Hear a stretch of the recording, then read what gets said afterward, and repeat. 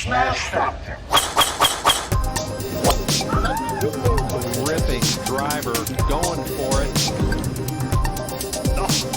Oh my goodness. How about that tee shot?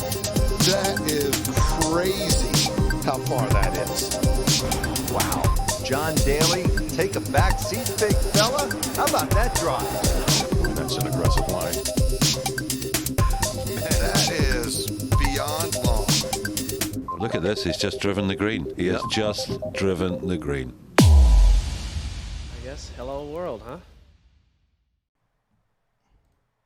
Welcome everybody to the Smash Factor, week 13 of the 2021-2022 PGA Tour, the Farmers Insurance Open, our first full-field big boy event of the year.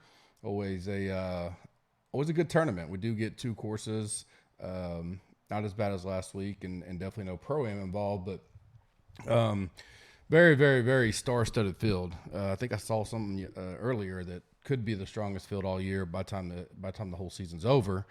So definitely lots to look forward to. We also get a new Wednesday start for this tournament. PGA choosing not to go up against Championship Sunday.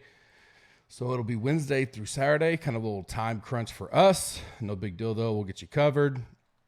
I'm looking forward to it. It'll be nice. I had someone ask, well, why do they care about the Super Bowl? Well, the difference is where the Super Bowl starts. They time it, unless there's some kind of crazy playoff. Even the year I was there at that Waste, the Finau Webb playoff, even with the playoffs, still plenty of time before the Super Bowl started to get out. So they get everything done before the Super Bowl. And you throw it on pregame, stuff like that. There are enough people like golf that's not a big deal here. Championship Sunday, it's, I think it's 2 and 5:30 or something like that. So there's no way for them. They'd be competing against the first game for sure. So I like to move. Saturday golf, finish it up. A little Thursday sweat instead of a true Thursday sweat. Some people start sweating on Thursdays normally, but we'll have a true Thursday sweat. Not a bad thing. Looking forward to it. Last week, great week. I told you the first 2 weeks that although the results weren't what I wanted per se, I wasn't losing a lot, but no winning yet. I liked the process. I liked where I was. I always do a deep dive into my personal history from the year before, using DK and then the contest history button there and all that. And I just create a pivot table and kind of look at by sport, by contest type, where do I, not anecdotally, so where do I do well, even though my mind may tell me one deal, the results are the results, and kind of focus my contest selection on that to start the year and paid off great this week. Hit just short of 10K. Had some major sweat. I was at one point up 119,000 or something as the guys were kind of approaching the back nine, which I knew there were still a lot. I wasn't really getting to, but I was steadily up 40 to 60,000, basically all the way up until Varner kind of hurt a little. He was only in my showdown lineup though. KH Lee hurt a little bit on the showdown, but then Siwoo was the one when he went in the water that hurt. That definitely hurt a little bit on the main one, but still finished great. Had all the sweat right there. It was a good finish to Sunday.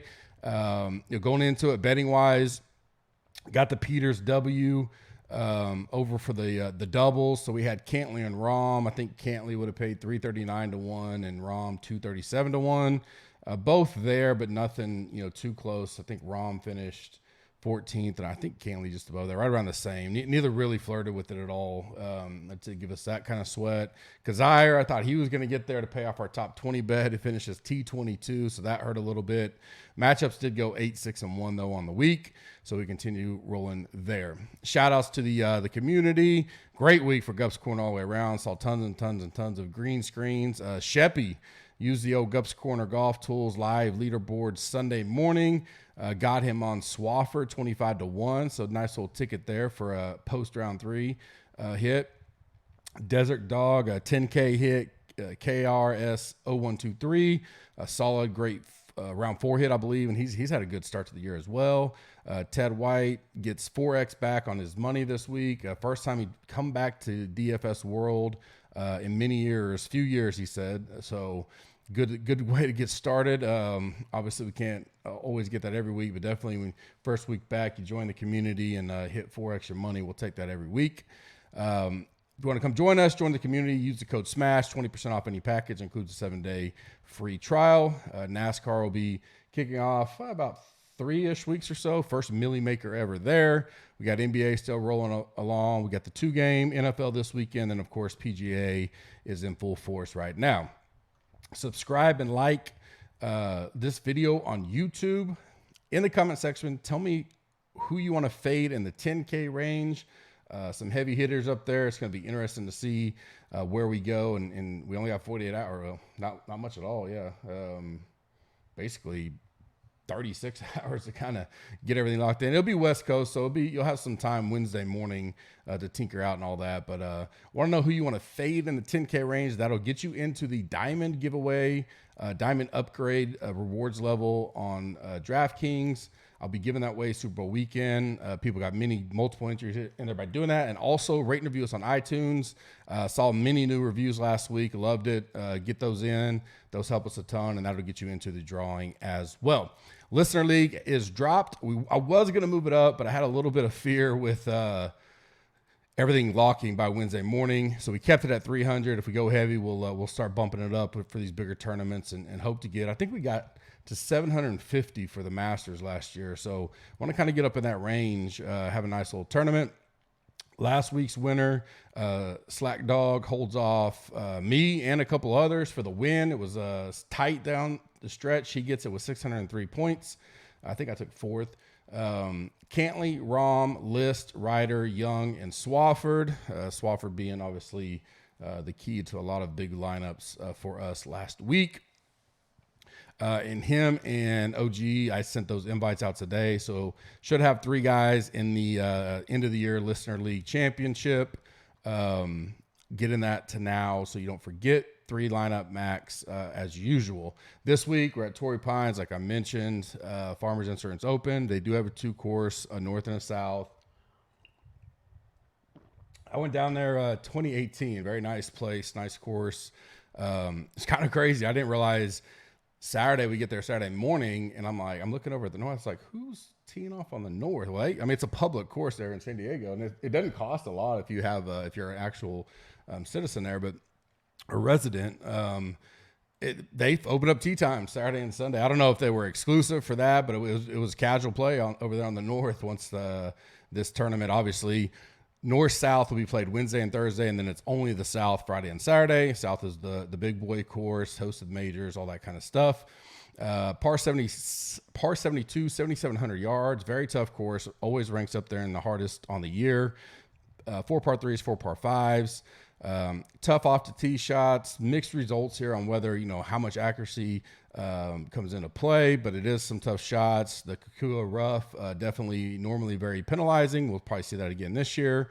The biggest key from this week, and went back the last few years to look at what I keyed on and results and all that kind of stuff and how it turned out. Definitely going to be stroke gain irons, which is in the Gups Corner modeling, and it basically combines approach and around the green. And the reason why I like using the irons is because I don't want a heavy approach if a guy didn't miss as many greens. I feel like if you look at approach separately and around the green separately, it could be a little deceiving on the results. Whereas if a guy's not missing any greens, well, it's not going to penalize him in that iron deal per se. And if he is missing them but can get up and down, it does help as well. So that'll be one of my best stats I'm looking at. Long iron play will be good here. You'll need to have good long irons. We got that POA kind of oversee greens as well, mainly POA. I used POA this week when looking at the putting models. North, obviously, only playing 1 round, much easier. We'll be targeting guys on the north for showdown. Round 1, 2, I'm sure Samson will go over that in full detail for his articles. We'll look to target bets here as well. I've done this a few years. I know Adon's done this as well, where do you take the risk on losing a good number? I think it depends on where you're at in the numbers, because one philosophy is to bet guys on the north, see who's playing the north Wednesday, and then when it's over, you're probably more than likely going to get good value on guys playing the south because their scores just won't be reflective. And I don't think books are caught up to that kind of deal yet. So I don't even think tee times are out yet, but they'll be out soon because we got a Wednesday start. I got ahead of it today. It's earlier for me to get this out. So, let's say if you like Willie Z, 35 to 1, I think 40 to 1. You may think I don't think his number's going to drop like that no matter what. I'm going to go ahead and bet it. That's cool. But a guy like that or a Burger or something like that, he may shoot 1 under but be 5 or 6 back because these guys will go 6, 7 under over on the north. And his number, will go up that night. And so that's one way to go about it. I'll definitely kind of tier my card a little bit like that. If it's a big, long shot, I may not. I may go ahead and eat the number now. But definitely won't make any plays until I see the tee times, especially with it being Wednesday now this year. It's not like I don't think I'll lose a lot of value. I know I saw some Brooks out there and Willie Z people jumping on them. But I'd rather do this route, and we'll continue on with that. I've done it the last few years. The big deal, the weather can be an issue here. And last year we had a big discussions. I was reading back through my notes on potential weather draw and all that. This year, man, it looks great. The weather looks perfect. We kind of had that over here on the Hawaii West Coast so far. No real weather issues. And so far, I just don't see it. And being that we're only, 36 hours till they tee off or so, maybe 40 hours. I'll wait a little bit, but I definitely don't. Right now, I don't see anything that'll come up. Looks like it'll be a picture perfect week. I got the cut around -2. Still T65 and ties. And I have the winner this week -17. I think it's going to play a little easier with the no wind and all that kind of stuff. Hit those fairways. Because the hard part, I think, more times than not, you can hit a good drive per se, but if that wind's howling and it pushes you into that kukua, then you can get in trouble. Obviously, this course, Tigers dominated 7 wins here. It's funny looking back at the history. From 23, he went Tiger, Daly, Tiger, Tiger, Tiger. We got Bubba's in there. Snedeker's won it. Tiger won again in 2013. Stallings kind of out of the box there. Day, obviously back then was probably close to number 1 in the world. Snedeker gets it again 2016. Rahm. Day gets it again in 2018. Rose, Leishman, and Reed. Some runner-ups: Finau, Hovland, Palmer, Rahm, Scott, Palmer, CH3. Stallings again with the runner-up. Graham DeLette back when he was making noise. Hopefully he gets back soon. Got back a little bit last year, but hadn't seen him a ton. Snedeker with a runner-up to go with his wins. 2 runner-ups, so he likes this play. So Charles Howell III has several runner-ups here. So, the big, strong off the tee definitely can get it done. But obviously you see some guys like CH3 and CT Pan, not the biggest long knockers out there. So I think many different ways to get around this course. Key stats for me, I mentioned good drives, stroke gain irons, par 5 DK scoring, bogey avoidance, opportunities inside 18 feet, and I put a little bit of driving distance in there. Not the end-all be-all, but I kind of wanted to look at it. And then obviously recent form, course history, and some POA putting splits as well. Let me get over here. New to the course since 2016, only 27. So a lot of these guys have played it. We got a full field again this week. I think we're at 146 right now, something like that. I don't think there's Monday Q this week. I have to look at that. But could get up to where we were last week as well. 6. I said this last week, and I think it's kind of true. I'm going to go back and dig into this more. We got 6 10K and 9 9K. I don't remember how many tournaments last year we had 15 guys in the 9 and 10K range. That seems like one of the highest I remember. 8 in the 8K range. With all those names up there, it just continues again. We got 123 golfers, 7,900 or less, with 40 coming from the 7K range and 83 coming from the 6K range. Sweet 16, normal for me. 3 that I like, and a bubble boy in each range. We'll do a potential fade, a potential sleeper, some gut fill plays. Top 5 that pop, and 2 long shots provided by Monkey Knife Fight. And then we'll kind of wrap it up. I'll go over the schedule for this changed week. We'll get out of here. For me, 9K and above, I'm loving the 9K range. I know there's a lot of big names up there in the 10K range. And definitely, led by Rahm. But I do think there's a lot of good players in the 9K range that I don't mind getting to, maybe lead to a little bit more balanced lineups if we feel a lot of people are going to go stars and scrub this week. Kick it off with M. I'll go back to him, played him last week, finished 11th, had him in my main lineup that cashed well. He's done well here. Nothing great, but, 52nd, a 36, a 32nd, $9,300. In the top 20% or so in the putting for here. Fourth in the recent form. If anything to be had, we would say he hasn't, he's only finished 32nd, but he has made the cut every year. So obviously $9,300, we need much more than made the cut, but he can get up there and flirt with the top 10, top 15. I don't mind that at all. He's definitely got, played the first 3 tournaments, so this will be his 4th straight week. No surprise with him. So I do like him, having a little bit of good form, and the rust is definitely gone there. Willie Z, probably should have been stronger on him last week. I definitely liked him, talked about him a lot, had him in the pools. Him and Wolf were the two kind of going back and forth on, unknown type deal. I think a lot of people are going to be on Willie Z this week. He played here. I don't know if he was an amateur or not in 2018, but he missed the cut. And then he played last year, got a 7th. Last week obviously finished 6th. His POA, the limited results, but he actually putts a lot better on POA than what against his overall split. So I don't mind that. We know his ball striking can be there. He looked good last week. I just love everything about his game. I'll be on him. Hopefully not too chalky, but we'll see. Next is Finau. Not necessarily a name I thought I could get to this week, but tremendous history here. Do worry a little bit about popularity with him. Last 6 years, an 18th, a 4th, a 6th, a 13th, a 6th, and a 2nd. So 6 straight top 20s or better. He's priced great. I could see him definitely getting up close to being one of the higher owned this week.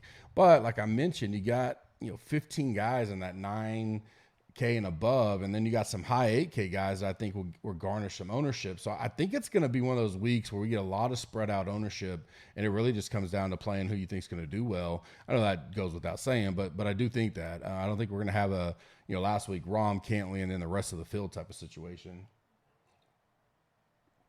Bubble boy for me is Rahm. I love him. Played here as good as anybody. First, a 5th, a 2nd, and a 7th. His worst year ever is a 29th. I just want to see how popular he's going to be with all these other options. If he's got that gap like last week and he's really the only one, I don't think I want to go there necessarily. But, if we got this spread out ownership, he's not that crazy price because he's still got JT and DJ and, Schauffele, Matsu, all these guys up here that I don't mind paying 11-2 for Rahm on this course. Again, didn't look like excitingly well last week, and he finished his 14th, right? Kind of TOC. Didn't see, just ho-hum, and he finished his 2nd. So it's hard to deny him, best player in the world, number 1 for a reason. As long as there's not a gap in ownership there, I definitely like Rahm this week as my top priced, my favorite of that 10K range for sure. 8K range, start with Gooch. I'll go back there. Missed cut last week, but I did just started horrible. And several guys did, but he fought back. Had a good 2nd and 3rd round. I'm okay with that. Before last week, a 27th, a 15th, and a 1st. I think he was talked up pretty decent last week that maybe some people got burned by him and they move off of it. I don't mind it. Good history here. A 51st, a 3rd, a 36th, and a 48. So he's made the cut 4 straight years with a 3rd finish there. I like the price, $8,900. I'll go back there after the missed cut. Don't mind that at all.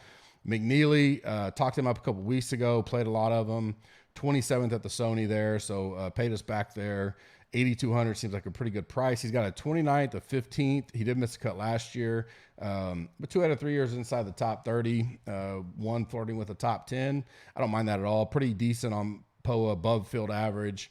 $8,200. Again, another price. If we can get him inside that top 29 like he's done twice, he's going to be valuable to us there. Palmer probably would be talked up this week. Watched a lot of him when I was there in 2018. He finished 2nd that year. He finished 2nd last year. So his last 4 years here is a 2nd, a 13th, a 21st, and a 2nd. Coming off a good finish at the Sony. Seems underpriced. When you look at his stats, that's probably where guys would get turned off a little bit. But something about this course he loves, and at that price, I'll go there. I don't mind it. Bubble boy for me is Wolf, $8,500. I imagine most people are going to just move off him. He was, it was easy to kind of see. I even talked about him when I talked about the ownership results. He was my one I missed most. I knew he was getting steamed up. I just didn't know how many were actually going to click it when I got time. But a lot of people clicked it. So and got burned by him. But you go back and look how he finished. I think he had 10 birdies on round 2 and 3. He just started so bad. I mean, at one point he was +6 on Thursday. So maybe he shook off the rust. The way that he finished those last 2 days, no one wants to go back to him at 8,500. I'll be there. Only reason I was a bubble boy, I guess, if he does get steamed up for some reason again. And I believe this is where he was last year, where he had the wrist deal or whatever, and actually wound up stepping away, if I remember right. But 2020 played well here, 21st. I don't mind taking some chances on here, maybe more of MME than full, but definitely see how the industry gets back to him this week. 7K range, kick it off with Luke List, $7,600. He's just not a good putter in general, but this one he's a little better than normal. He's still not good compared to everybody else. 22nd last week, a 10th at the RSM. Started out with 2 missed cuts in 2016 and 17 here, but then he's made, a 12th, a 40th, a 36th, and a 10th. So some pretty good finishes. I like the price, $7,600. Make a cut, get us there on the weekend, maybe make a run. If he gets some kind of putter going, we know the tee to green game is going to be there. Next guy is a guy I hardly ever get to, but I think I'm going to go there this week. And it's Mr. Keegan Bradley, $7,900. Last 4 years here, a 4th, a 5th, a 35th, and a 16th. Had a good finish at Sony, getting the 12th. He's another team no putt, if you will. The only thing that would probably keep me off him, obviously, I will never play a chalky Keegan. So if a lot of people go there, I'm out. We'll see how that's looking later tomorrow. But outside of that, I prefer it be closer to, that 14, 15 under, 13 under that's won here than 18, 19 for him. Because just going back to the putting situation, the harder it plays, quote unquote, and the less he has to putt well, the better. But he can do it. I mean, he's had 2 top 5 finishes here in the 16th in the last 3 of the last 4 years. So he didn't play here last year, but before that. So I like Keegan right now. Not a guy I ever get to, but don't mind him. Neiman, probably my only concern with him, he's my 3rd pick, is hadn't seen him in a while. RSM was his last one. Has made the cut both times he's played here, a 72nd and a 49th. He's 24th in the field in POA putting, so he definitely doesn't mind putting on this stuff. Stat-wise, he looks pretty good across the board. He's 12th. Only concern there would be, does he have rust? Does that bother him? Things like that. The next guy, that's why he's my bubble boy as well, is Mito. Love Mito. Played him a lot in the fall. Got a 29th at the RSM. We have not seen him either since then. He has not played here, so I put him and Neiman I have pretty close. I just put him as the bubble boy because not only is he coming off a big layoff, but he hasn't played the course.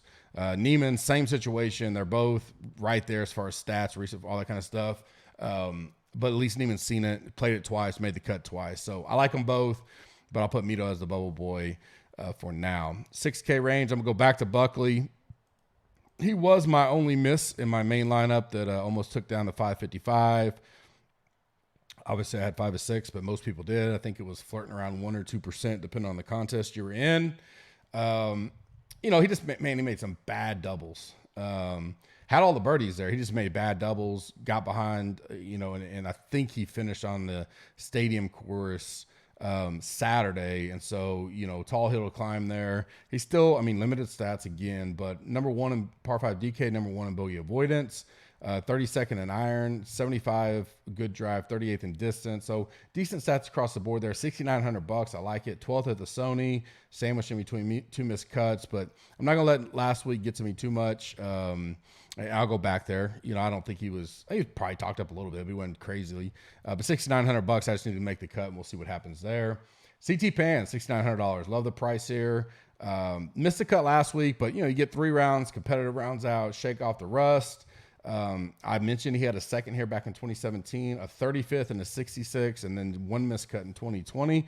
So some pretty good results here. That price, the fact that he got some rounds in last week, shake it off. If you want to talk about the rust and all that kind of stuff, I'll go to some CT Pan this week for $6,900. Cam Young is probably my biggest. I was so frustrated. He didn't finish well Sunday, but a 40th finish. He was up on the leaderboard. He was top 5 in my final model last week. I just didn't want to trust it, right? And he was the one guy I was like, man, I can't believe I didn't get some of him. Played decent here last year. It was his first year. He missed the cut, but, wasn't too far behind on the cut number.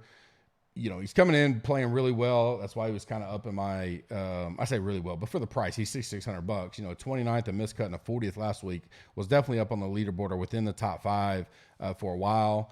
He can hit the ball a long way if he can be accurate, which, the things I pull show he can do both. I don't mind it at all.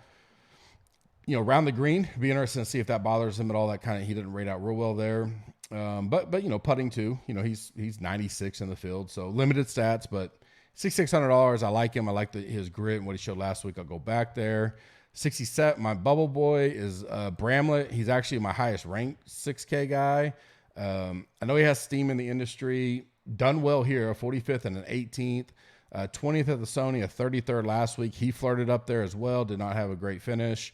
Stat wise, he's great. Looks great. 5th in good drives, 24th in irons, 6th in DK, 36th in bogey avoidance, 41st in opportunities, and 5th in driving distance. So everything's inside the top 40 and a lot there. Some of the top in the field. Because of all that, the only reason why he's bubble boy is I could see him being the most popular 6K guy this week. And I normally don't play those guys. So that would be my only reason. Let's see if he gets steamed up or not. But Bramlett's a guy we'll keep an eye on. Fade of the week for me is going to be Bryson. He just hasn't done well here, really. $9,900. There's so many more options I want. I know he hasn't played it since he's become the new Bryson. And definitely has the power to get it out of that thick, sticky rough. But, 2 missed cuts here prior. Still a little bit iffy on him, seeing how the non-putting greens are going to affect him long-term. He finished, bottom 4th at the TOC, 25th out of what they have, 38 guys. So not great there. Stats are good. He's always going to look good. Number 1 driving distance, 2nd par 5. Just $9,900. He's just a guy, especially if he gets steamed up, I don't want any part of this week. Sleeper of the week, and I'm more just going by where he has on my rankings. He could be talked up, this week. We'll see. But I like Woodland, $7,300. Missed the cut last week. I know there were some people on him, so maybe that steers people away. But you got to think if he's getting healthy and finally shaking off the rust, feels good after a long time, and great course history. An 18th, a 20th, a 12th, a 9th, and a 48th. Only 1 missed cut in 2020. I don't mind that. So at that price, definitely like him. One of those, I say sleeper just because, he's ranked 52nd in my total pool right now. Obviously, he's a major champion winner, but he's one we'll keep an eye on. 4 gut filled plays for you this week. I like Patrick Rogers, $7,100. Liked him last week. Did miss the cut. Oh, no, he made the cut and got a 40th. He's hit or miss here. 4 missed cuts, but 2 top 10s in the last 6 years.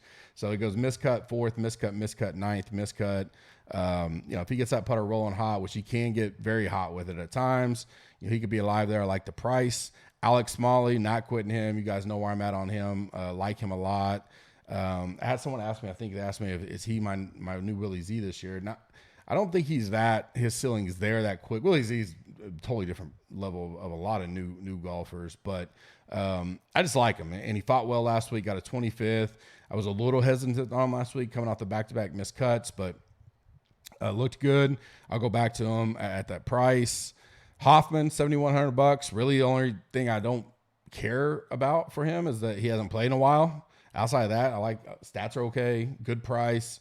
He's made the cut 4 out of 6 years with a 9th in there. So, I don't mind that for the price. And then Griffin Lanto relies on the putter at times. Price, it's a little bit of price up. $7,700 is where he's at. 3rd last week, looked good. He's played here 3 times. He's got a 7th and a 12th with a miscut in 2020. So enough there at that price. I definitely, that fits for me. Gonna need some 7Ks this week, no matter which way we go with the top heavy board. But I definitely like him this week as a gut fill play. Top 5 the pop and 2 long shots. Monkey Knife Fight. Link is in the description. $1 for $1 match up to $100. Use the code GUPS, GUPS, and they will match you $1 for $1 up to that $100. I'll have my picks for that and some underdog stuff tomorrow's pod, and then I guess I'll try to do a mixed pod tomorrow. See if Kenny wants to go on a little later for a little E9. Last week was awesome. I love doing the E9 on golf season. And then I'll wake up Wednesday morning and be around, to just talk and go through things as we, we'll probably have what they lock it at this week, like 10:40 my time, so 11:40 was when they locked it. I they'll probably have to go a little earlier than they did last week, only having the 2 courses instead of the 3 rotation. But we'll still have a few hours, definitely Wednesday morning before it locks. My top 5 right out the gate, like Sung Jae 30-1, Willie Z 35-1, Gooch 50, Neiman 70, Keegan 80. 2 long shots, Bramlett 125, Woodland 125. Again, I had to move everything up quicker this week, but I will I'm hoping that tee times come out tonight. If not, when they come out in the morning, I'll definitely get the betting stuff rolling as well. I'll have my one and dones out on tomorrow's pod. Normally it's on the Wednesday one, but I'll give my 5 and I choose 3, at least 3 from that 5. So I'll have those out for you. So content wise, I'll get the kiddos, get them home, dinner, all that kind of stuff, and kind of move up a couple of those articles, and we'll start working on those tonight. Wake up tomorrow, and tomorrow will kind of be treated like a Wednesday for me. I'll do the pod probably as late as possible as I can to get all the information in and stuff, and then see if Kenny wants to do some E9 later on tomorrow as well. If not, I'll go by myself, of course, if need be. Don't forget, use the code SMASH, get 20% off, includes a 7-day free trial. Would love to see you guys come check out all our tools, golf tools, the Green Machine, lineup optimizers. Got a lot of good feedback on that last week, and we're only improving that as we go. Hope you guys have a blessed Monday evening. We are in a sprint this week to get the lock. Some weeks it kind of feels like it drags on, but not this week. Enjoy it. I'll see you guys tomorrow. Thanks.